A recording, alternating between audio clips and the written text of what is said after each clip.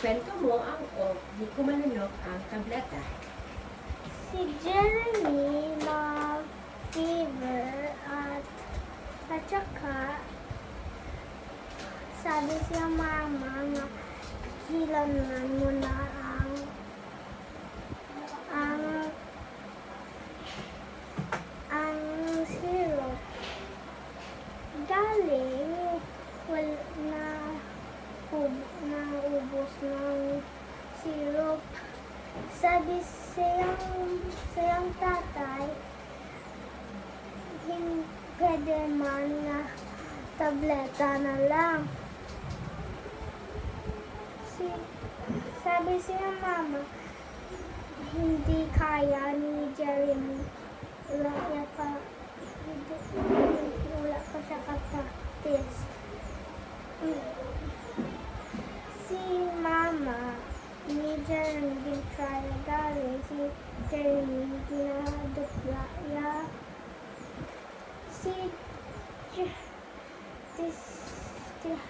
Sabi siya, Papa, kung hindi mo kaya, Jeremy, mabakal kami mag-buy sa syrup.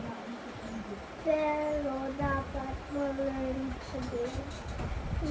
Masang maglunok sa tableta.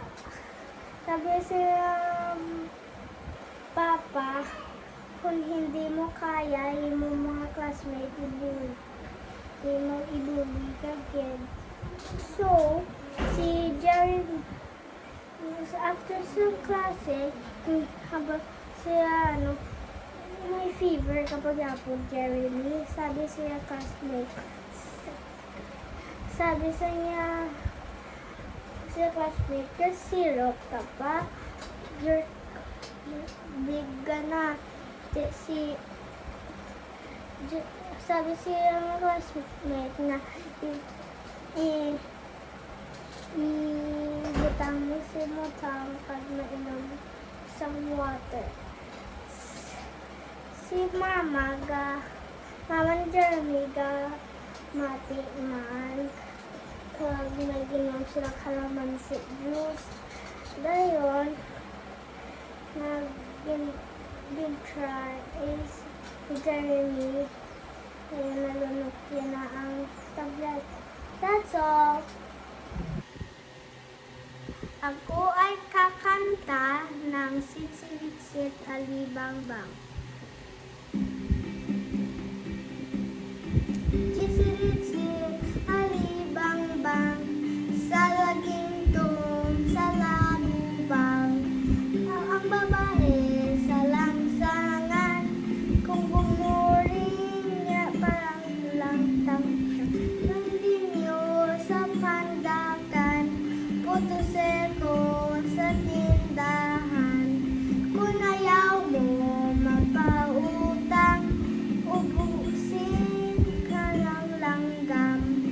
Mama, namamangka, pasakayin yaring bata.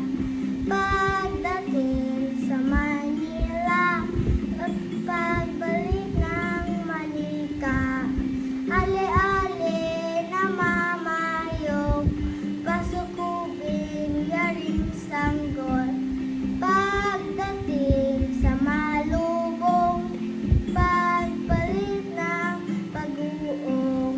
Pagdating sa Malubong, ipagbalik ng paugong. Go. Kinatasahan ko ang lapis ko.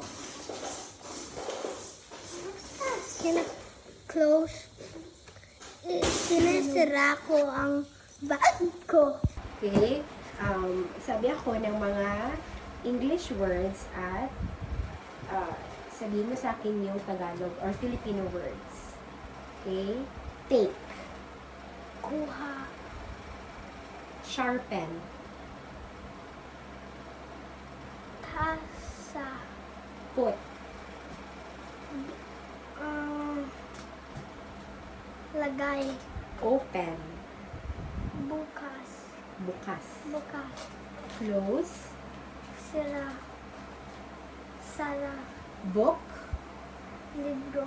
Jar. Garapon. Pencil. Lapis. Sharpener. Sharpener. Huh? Sharpener.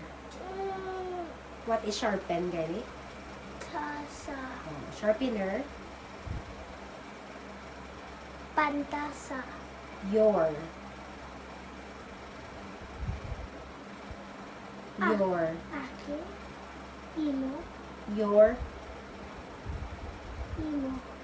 Mo. Mo. His or her. Niya. Their.